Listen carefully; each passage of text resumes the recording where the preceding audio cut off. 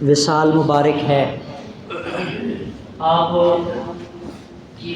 جو عظمت اور شان اور جو اللہ کریم نے آپ کو مقام دیا، یہ سب ہے سب کا تعلیم کرنے والے آقا صلی اللہ علیہ وسلم کا۔ انہوں نے اپنی وفاداری اور جانثاری اللہ کے محبوب کے ساتھ فرمائی، جس بنا پہ آج دنیا میں ان کا نام، ان کا ذکر، ان کی فکر زندہ و تابندہ ہے۔ جب سرکار دو جہاں صلی اللہ علیہ وسلم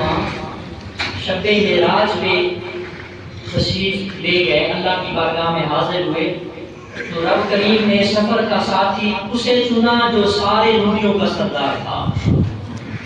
نوریوں میں سے افضل تھا۔ کون تھے؟ حضرت سیدنا جبریل علیہ السلام۔ تو جبریل تمام فرشتوں سے افضل ہیں، تمام نوری ملائکہ اور جتنے بھی نوری مخلوقات ہیں، اور سب سے افضل ترین ہستی حضرت سیدنا جبریل ہے۔ اس لیے شب معراج اللہ کے محبوب کے سفر کے لیے ساتھی کو حضرت جبریل بطور مختص کیا گیا، بطور ساتھی، بطور ہم سفر۔ اور شب ہجرت جو کہ بشری سفر تھا، زمینی سفر تھا، وہ شب ہجرت اللہ کے محبوب صلی اللہ علیہ وسلم کی رفاقت کے لیے، سنگت کے لیے، ہم سفری کے لیے جس ہستی کو چنا گیا، وہ نبیوں اور رسولوں کے بعد ساری بشروں، سارے انسانوں سے افضل ترین ہستی حضرت سیدنا صدیق اکبر رضی اللہ عنہ۔ حضرت سیدنا ابوبکر صدیق رضی اللہ تعالیٰ عنہ کی جو ہے وہ شان، اس پہ آپ سنتے رہے، زندگی بھر سنتے رہے۔ اس جمعے پہ ہمارے ہاں بھی اس خادم آپ کے خادم نے بہت خوبصورت بیان کیا، کافی لوگوں نے اپریشیٹ کیا۔ آج عشاء کے بعد انشاءاللہ محفل پاک کریں گے، عشاء کی نماز کے بعد مختصر محفل ہوگی، چھوٹی سی تلاوت، چھوٹی سی نعت اور 5-6 منٹ کا خوبصورت انشاءاللہ ایک بیان ہوگا آپ کی عظمت اور شان پر، حضرت سیدنا صدیق اکبر کی بارگاہ میں احسان ثواب کرنا، کیونکہ پوری امت مسلمہ صدیق اکبر کے احسانات کے بوجھ تلے دبی ہوئی ہے۔ بڑے احسانات ہیں اسلام پر، دین پر، قرآن پر، پوری امت محمدیہ صلی اللہ علیہ وسلم پر۔ تو انشاءاللہ اس کے لیے ہم لنگر شریف کا بھی انتظام کریں گے۔ اگر آپ میں سے کوئی اپنا حصہ شامل کرنا چاہے تو اس کی ابتدا میں خود اپنے حصے کرتا ہوں، اگر کوئی صاحب جو ہے وہ دینا چاہے تو ابھی دے دے، نہیں تو بعد میں دے دے انشاءاللہ تعالیٰ۔ لنگر شریف بھی پیش کیا جائے گا عوام الناس کو۔ آج کا ہمارا جو ٹاپک ہے وہ ہے عدل و انصاف کرنا اور ظالم جابر حکمرانوں کے سامنے بولنا، حق کی آواز اٹھانا۔ آپ سمپلی الفاظ میں اس کو یہ کہہ سکتے ہیں، حق کی آواز اٹھانا، حق بات بولنا، یہ بہت بڑا جہاد ہے۔ نبی کریم صلی اللہ علیہ وسلم کا ارشاد مبارک ہے، حضرت سیدنا ابو ہریرہ سے مروی ہے، عدل ساعۃ افضل من عبادت 60 سنہ، فرمایا ایک گھڑی کا، ایک لمحے کے لیے عدل و انصاف کرنا، جسٹس قائم کرنا ایک لمحے کے لیے افضل من عبادت 60 سنہ، 60 سالہ عبادت سے افضل اور بہتر ہے ایک لمحے کے لیے عدل و انصاف کرنا۔ وقیام لیلہا وصیام نہارہا، ایسے 60 سال کہ ایک آدمی 60 سال نفلی روزے رکھتا رہا دن کو، اور پوری رات نفلی عبادت و تہجد، ذکر و فکر مصلی پہ اللہ اللہ کرتا رہا، تو جتنا ثواب 60 سال والے عبادت کرنے والے، روزہ رکھنے والے، قیام کر کے نمازیں پڑھنے والے کو ملے گا، اتنا ثواب، اس سے زیادہ ثواب اس کو ملے گا جس نے عدل و انصاف کیا، لوگوں کے ساتھ جو ہے وہ جسٹس قائم کیا، رواداری سے پیش آیا۔ سرکار دو جہاں صلی اللہ علیہ وسلم نے فرمایا کہ قیامت کے دن اللہ کو سب سے زیادہ پسندیدہ اور اللہ کے قریب بیٹھنے والا شخص جو ہے وہ عدل و انصاف کے مبنی فیصلے کرنے والا بندہ ہوگا۔ اب عدل و انصاف کے فیصلے کرنے کے لیے کوئی پرائم منسٹر ہونا، پریزیڈنٹ ہونا ضروری نہیں ہے، بلکہ آپ اگر اپنے گاؤں کے وڈیرے ہیں، پنچایت میں آپ بیٹھنے والے ہیں، چودھری ہیں، اگر لوگ آپ کے پاس آ کے جھگڑے فیصلے کرواتے ہیں تو آپ کو چاہیے، ہمیں چاہیے کہ ہم اپنا پورا عدل و انصاف کے ساتھ فیصلہ کریں۔ اور اس کے بارے میں باقاعدہ حدیث پاک ہے، رسول کائنات صلی اللہ علیہ وسلم نے فرمایا کلکم راع، تم میں سے ہر ایک بندہ نگران ہے، ہر ایک شخص اپنی اپنی جگہ پہ نگران ہے، ومسئول عن رعیتہ، اور ہر شخص سے اس کی رعایا کے متعلق پوچھا جائے گا، ہر آدمی سے رعایا کے متعلق پوچھا جائے گا۔ کل کا لیکچر اس کے ساتھ تھوڑا سا آپ کلیکشن جوڑے نا، تو میں نے گزارش گزارش کی تھی کہ ہمارا معاشرہ ہمارا کلچر ایسا بن چکا کہ گھروں میں حکمرانی عورتوں کی ہے مردوں کی نہیں ہے، جبکہ قرآن کہتا ہے الرجال قوامون علی النساء، مرد ہر حال میں عورتوں سے افضل و برتر ہیں۔ تو ہم عورتوں کو پریفرنس کر رہے ہیں، پریورٹی جو ہے وہ عورتوں کو دے رہے ہیں، ترجیح عورتوں کے حکم کو اور ان کو دی جا رہی ہے۔ ہمارا معاشرہ ایسا بن چکا، ہم نے خود کو ڈھال ایسا دیا، حالانکہ قرآن اس چیز کے خلاف ہے۔ قرآن نے تو کہا کہ مرد ہر حال میں، آج بھی ایسے گھر موجود ہیں جہاں پہ مردوں کی ٹھیک ٹھاک مانی جاتی ہے، سنی جاتی ہے اور ان کا اور اتھینٹک ہوتا ہے، لیکن کچھ بیچارے ایسے بھی ہیں میرے تھلے لگ چکے ہیں ہر حال۔ تو فرمایا تم میں سے ہر ایک بندہ نگران ہے، وَكُلُّكُمْ مَسْئُولٌ عَنْ رَعِيَّتِهِ، اور ہر ایک شخص سے اس کے بارے میں، رعیت کے بارے میں قیامت کا دن پوچھا جائے گا۔ فرمایا جو امام ہے یعنی حکمران، پرائم منسٹر، حاکم، بادشاہ، وہ نگران ہے، اس سے اس کی رعایا کے متعلق سوال کیا جائے گا۔ آدمی اپنے اہل خانہ گھر والوں کا نگران ہے، اس سے اس کے اہل خانہ بیوی بچے بال وغیرہ ان کے بارے میں سوال کیا جائے گا کہ ان کو کیسے اس نے جو ہے ٹریٹ کیا، کیسے ان کے ساتھ پیش آیا، کھانا پانی کیسا دیا، کپڑا کیسا دیا، چھت کیسے دی رہنے کے لیے، مکان گاڑی کیسی دی، اور کتنا کچھ ان کو جو ہے وہ آپ نے فیسیلیٹیٹ کیا، سہولتیں عطا کی، کتنی ان کی تعلیم و تربیت کی، اگر اولاد پیدا ہو گئی ان کا نام کیسا رکھا۔ ہاں جی، وہ 3-4 دن پہلے والا لیکچر جو میں نے بتایا کہ ہمارے ہاں ناموں کا کیا بن چکا، تہذیب بن چکی کہ نیا نام ہونا چاہیے، چاہے وہ اس کا بالکل فضول اور بے معنی اور بے مقصد اور بالکل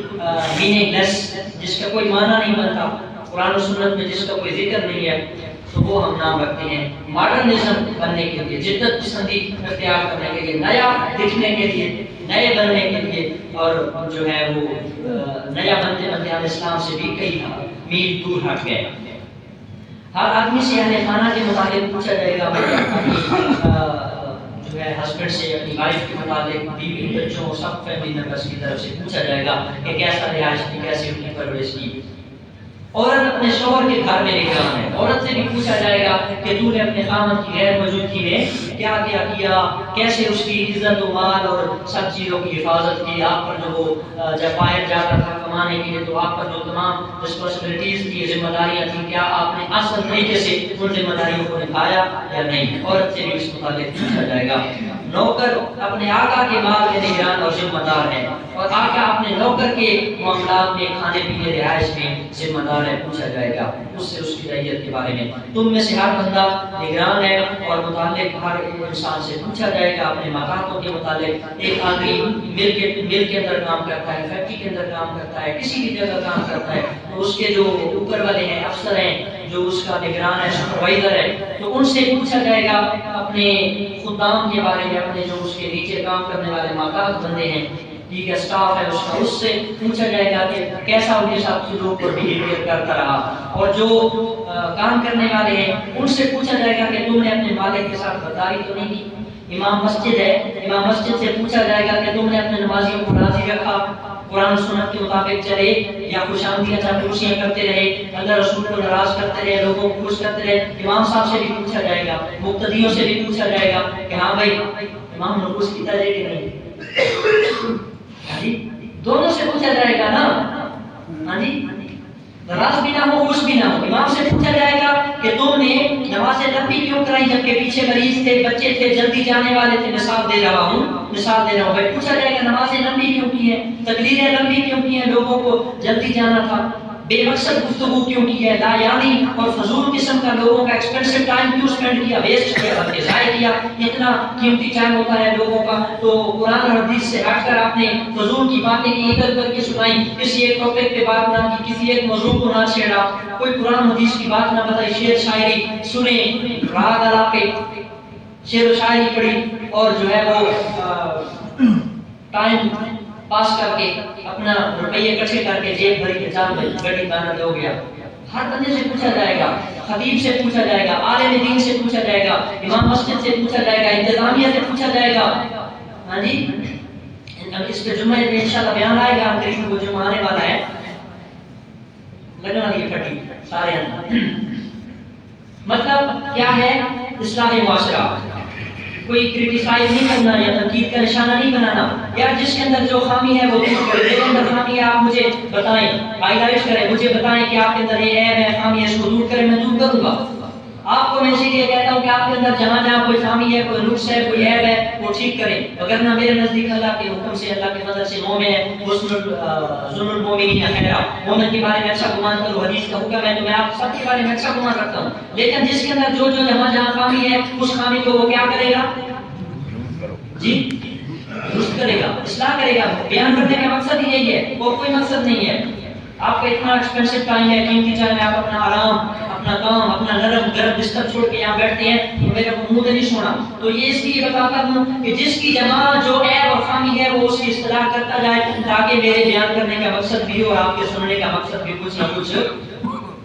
پوچھا جائے گا. ممبر رسول کا تمہیں وارث بنایا گیا, مصطفیٰ کے ممبر پہ تمہیں سجایا گیا, اور تم نے جو ہے لوگوں کو سیدھی بات نہ بتائی, قرآن حدیث نہ بتایا, عقیدے کے مطابق تم لوگوں کو ورگلاتے رہے. لوگوں کے اندر شرک تھا, لوگوں کے اندر بدعتیں تھیں, خرافات تھیں, نئی چیزیں تھیں, تم نے لوگوں کو نہ بتایا. تو جی 80 سے 70 سال تو کرتے آیا, ساڑھے بٹکے کرتے آئے, ساڑھے بابے کرتے آئے. دین وہ ہے جو بابے کرتے آئے, یا دین وہ ہے جو اللہ کے رسول نے قرآن میں یا حدیث میں بتایا؟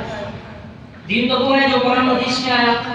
وہ تو نہیں ہے جو ہمارے 50 سال سے 60 سال سے ہم تو کرتے ہیں. ہمارا تو رواج ہے مسجد میں, ہم تو یہ کرتے آئے, یہ ہوتا آیا, یہ چلا آیا. آپ نئے آئے ہو, کسی نئے آئے ہو, کسی یہ منع کروا رہے ہو. نہیں, ایسا نہیں ہے. پوچھا جائے گا ہم سے, تمام فقیہوں سے, تمام علماء سے, تمام قاری صاحبان سے, تمام مسجد کے جو امام صاحبان نماز پڑھانے والے ان سے پوچھا جائے گا ٹائم کے مطابق, لوگوں کی نمازوں کے مطابق, پاکیزگی اور صفائی کے مطابق, مسائل کے مطابق. کہ جب تم نہیں جانتے تھے کہ نماز کے فرض کتنے ہیں, 7 ہیں, نماز کے واجبات 30 ہیں, جب تم نہیں جانتے تھے نماز کی سنتیں 96 ہیں, جب تم نہیں جانتے تھے نماز کے مستحبات 29 ہیں, جب تم نہیں جانتے تھے نماز کے جو ہے مکروہات وہ 29 ہیں, اور تم نہیں جانتے تھے نماز کو توڑ دینے والی 30 چیزیں تھیں, اور تم نہیں جانتے تھے تو صلی اللہ رسول میں تم کس نقطے سے تم آئے, یہ پوچھا جائے گا.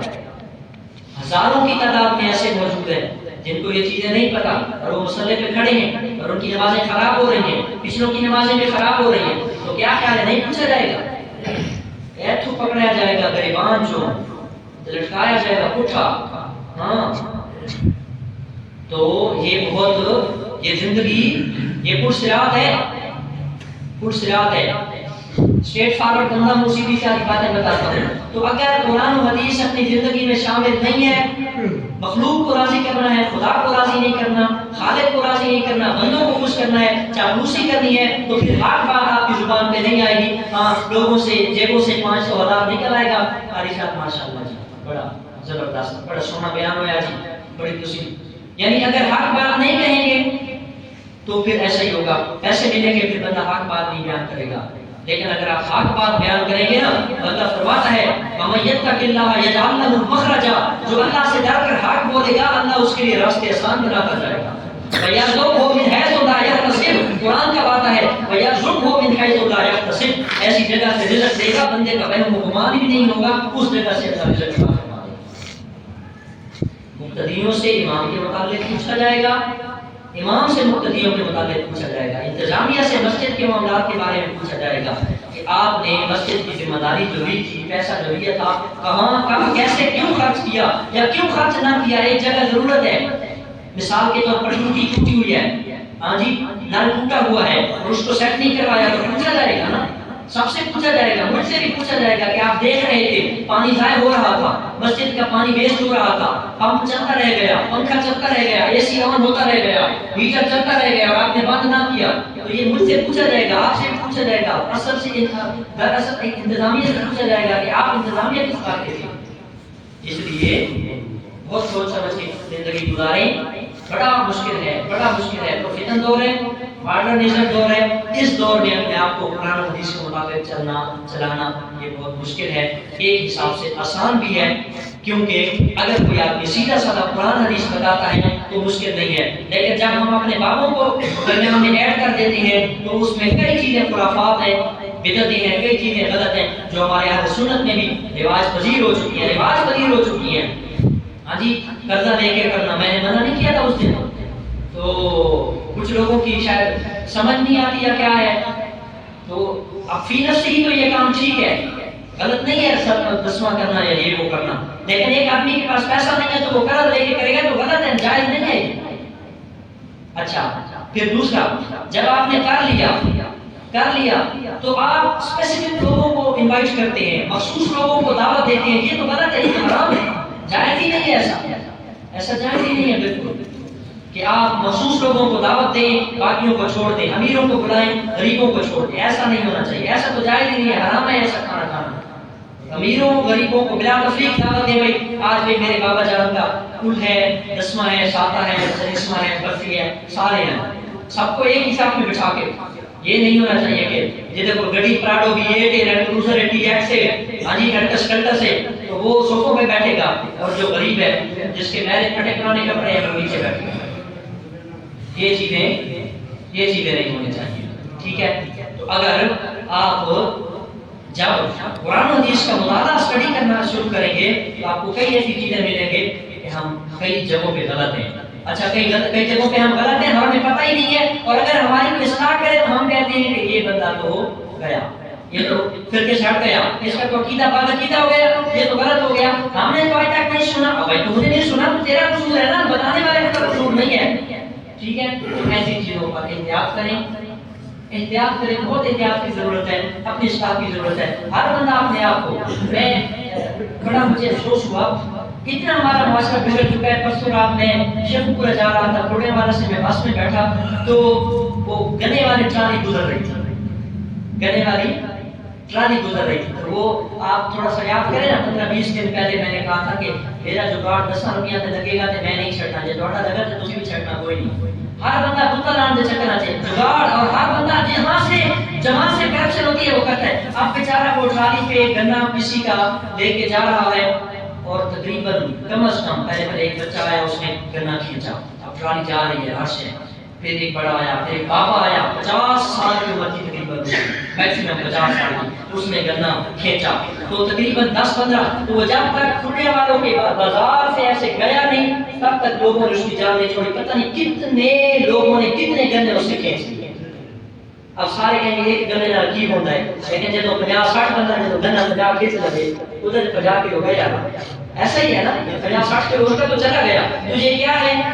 معاشرے کی خرابیاں ہیں، یہ سوشل ایونٹس ہیں، یہ اب کیا ہوتا ہے، ایک گنا وہ حلال ہے، قسم خدا کی وہ حلال نہیں ہے، وہ حرام ہے۔ ایک تو یہ ہے کہ وہ ٹریکٹر ٹرالی والے کا اپنا نہیں ہے، وہ کسی اور کا ہے، وہ تو ٹریکٹر ٹرالی والا بیچارہ مزدوری کر رہا ہے، ایک تو اس کا اپنا نہیں ہے، اس کو بھی اگر بتایا نہیں کیونکہ وہ پیچھے سے کر رہے تو اتنا لوڈ ہوتا ہے کہ آگے والے بندے کو پتہ ہی نہیں ہوتا۔ ایک تو یہ بات، دوسرا یہ کہ جو مالک ہے وہ تو گھر بیٹھا ہے، اس کو کس نے پرمیشن دی، کس نے اجازت دی؟ ہمارے بزرگوں نے شیخ عبد القادر جیلانی کے والد نے سیب بخشوانے کے لیے 12 سال ایک بندے کی نوکری کی تھی، وہ چلو ایک حکمت تھی کہ باپ پہ ہو، لیکن ایک سیب جو نہر میں بہتا ہوا آ رہا تھا، اس ایک سیب کو بغیر پرمیشن کے، بغیر اجازت کے کھایا تو دل میں خیال آیا، کھاتے ہوئے بھوک لگی تھی تو پوچھا، دل سے پوچھا کہ اے عبد القادر، اے حضرت موسیٰ صالح جنگی دوست، آپ نے بغیر کسی اجازت کے وعدے کی، آپ نے بہتا ہوا نہر میں سیب اٹھا کے کھا لیا بسم اللہ پڑھ کے، یہ کیسے حلال ہو گیا؟ تو جہاں سے سیب آتا ہے آپ پڑھ چکے ہیں، سن چکے ہیں، کئی بار یہاں سے بھی سن چکے ہیں، زندگی کا سن دیا ہے۔ تو ایک سیب بخشوانے کے لیے جو حلال تھا، فتویٰ یہ تھا کہ وہ حلال ہے، لیکن تقویٰ یہ تھا کہ حلال دو چیزیں ہوتی ہیں، ایک فتویٰ ہوتا ہے، ایک تقویٰ ہوتا ہے۔ اب فتویٰ اور شریعت کے نزدیک یہ ہے کہ گری پڑی چیز کھانے والی اگر پڑی ہے تو اس کو اٹھا کے بسم اللہ پڑھ کے آپ کھا سکتے ہیں، آپ کے لیے جائز ہے، ان اللہ آپ سے سوال نہیں ہوگا۔ لیکن تقویٰ یہ ہے، تقویٰ پرہیزگاری یہ تھی ہمارے بزرگوں کی، ہاں جی، ان باب نشائی کوئی نہیں، اللہ کے ولیوں کی تعلیم اگر آپ عمل کریں نا تو وہ تو ایک شے بخشوانے کے لیے 12 سال لوگوں کی نوکریاں کرتے رہتے ہیں، اور پھر اللہ نے بیٹا کیسا دیا جی، پھر وہ شادی ہوئی تو اللہ نے عبد القادر جیسا پتر عطا فرمایا۔ جب ماں اتنی پرہیزگار اور باپ اتنا متقی اور پرہیزگار کہ جنہوں نے ایک سے بخشوانے کے لیے، آپ کا ایکسپینسو ٹائم اسپینڈ ہو جاتا ہے، ضائع ہو جاتا ہے بہت سارا، ضائع تو نہیں ہے استغفر اللہ، لیکن زیادہ لے جاتا ہوں، اس کے لیے میں معذرت خواہ ہوں۔ اپنی اصلاح کرنے کی کیا ہے، اپنی اصلاح کرنے کی، کوئی بندہ ناراض نہ ہوا کرے، تنقید نہیں ہے، تنقید نہیں ہے، نشانہ نہیں ہے، کرٹیسائز نہیں ہے، ٹارچر مقصد نہیں ہے، مقصد ہماری اپنی اصلاح ہے تاکہ ہم جہاں غلط ہیں وہاں پہ اصلاح ہو جائے۔ میری غلطی آپ مجھے بتائیں، میں اللہ کے فضل سے میں قبول کروں گا اور اصلاح کروں گا، اور آپ کی اگر غلطی ہے تو آپ خود بخود اصلاح کرتے جائیں۔ اللہ تعالیٰ